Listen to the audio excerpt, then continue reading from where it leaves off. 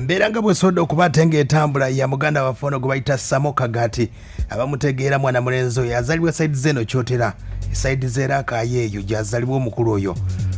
asobodde okubatenga endongo ena asobodde okubatenga agikuba kuva dda myaka gya 2011 wesobola okubatenga atandika endongo eno back way yasobola okubatenga akuba endongo nyingi nnyo nesobola okubatenga zatambula awuliddeko akayimba ke yakuba Samo Kagaati ne King Saha bakaita byenkola bya daddy and mama ya digibawa kafulumiwa digibawa yakuba kakayimba ke bayita Mineral Water yakakwana Dr. Jose Chameleone yakola kakayimba ke bayita Blue Band neziza bafana yakola kakayimba ne omukyala bamita Irene Ntale nenga mwana mulenzi ono abadde awangalira mu UK era nga kigamba nti omwaka gwa 2015 yasobola okubatenga afuna omugisa kugendako mu UK mu London eyo nasobola okubatenga akakalabyanga n'endongo bwagikuba mpola mpola nenga okuvaako side zene Masaka mwana mulenzi ono yava side z'ekyotera wavira mu kyotera eyo waliwo kyaki yasobola okubatenga akuliramu yali mwana wa kyaki nnyo era nga n'okuyimba yatandikiranga mu nyimba za gospel ng'akyali ekyotera eyo mwana mulenzi ono gwe bayita Samo Kagaati bwafunamu ku magezigezi nasobola okubatenga agamba kangendeko mu kibuga oba oliawo embeera we ekyokubatenga ekyukira mpola mpola natandika okubatenga atambuza endongo ye mpola mpola awono mu kibuga Kampala yatandika okubatenga akwasaganya n'abayimbi ab'enjawulo nasobola okubatenga afuna emikwano mumwasobola okubatenga muva collabo ezosobola okubatenga owulira ennyimba ez'enjawulo bwe zasobola okuba atenga ziva mwana mulenzi ono kati Samo Kagaati nga bwe nkutegeezezza we yaviirako wano mu Uganda bwe kubanga yagenda sayidi z'e London okubatenga atetenkanya nga bw'omanyi embeera bw'etambula kati nno kyannaku okubatenga nkutegeeza mwana mulenzi ono Samo Kagaati ali ku street z'e Makindye amanyi ewakuleekaana amanyi ku binzaali amanyi ku kibaati gyapoyera akadde kano omukulu ono kigambibwa nti yagudde eddalu amaze ebbanga myezi nga3 abamu bagamba nti byewaabwe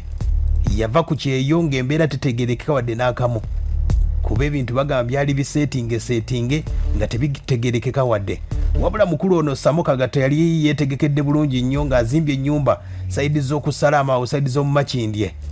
wabula ennyumba gyateekamu maama we ate maama we gyasobodde okubatenga amugobamu agamba nti yomu bw'obiwulira byo tebikwatagana wadde n'akamu naye nga ye Samo Kagaati buli kintu kyonna buli kirungo kyonna ekikuba nga bw'omanyi nti embeera yasobola okubatenga emusukkako ebungereza yali akubye akasente ng'asobodde okubatenga akafuna n'endongo ezo zonna zisobodde okubatenga owulira okukola collabo ne Chameleone sikyagamba nti mukwano gwange kiyinza okubeera nga mukwano gwo naye nga akasente oyinza okubuuza Anderson Balirino omukulu n'akasente yali akayinamu era nga bali mu media basinga mwana mulenzi ono yasobola okubatenga abaliisa ku ssente ze gwe bayita Samo Kagaati gye buvuddeko abadde yakakyusa erinnyaawo yejja n'akyusa erinnya ng'ageze mu UK naye yeyita Coco UG we yakubira oluyimba olwo Mineral Water naye nga akayimba erinnya lye yasookerako ng'akyayimba bayitanga Samo Kagaati akadde kana awangalira Makindye asobola okugenda ku lwasala waliwo ku Salama Road bayita walwasaawo omukulu owo asinga okubatenga apoyera embeera gyatambuliramu yakugwa ddalu oba yakubanga teziriiko akadde kano yeetaaga rehabilitation okubatenga addizibwamu obuto akadde kano bayimbi bannaffe bali ggulu abayinza okuba tebakwasizaako mwana mulenzi ono oba oliawo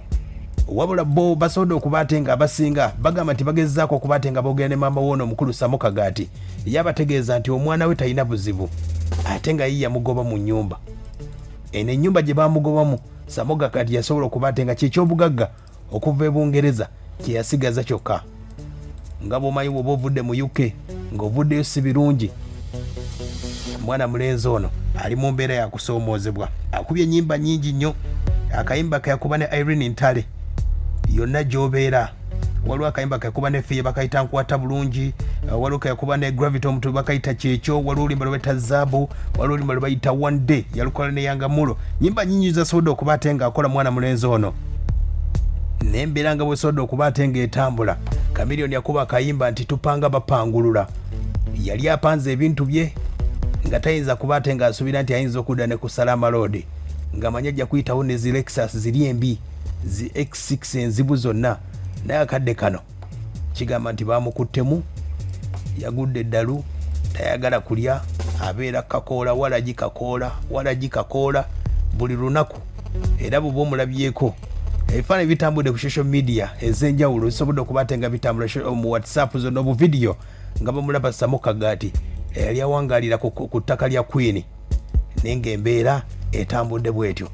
Kigambibwa mbw abeewaabwe bamukwatamu, abamu bagamba nti abayimbi banne yali ayimba nga King Saha, Moses Radio, kwefaananyiriza naye bwe bagamba, naye ng'ensonga zonna nga bwe ziri maama we yamugobye mu nnyumba. Abasinga okuwangaala nabo ababeera mu ggeto ez'enjawulo bagamba ayogera ekintu kimu, maama kye yankola mwana mulenzi oyo Samo Kagaati. Yembeera bw'etambula okuvaako e Makindye.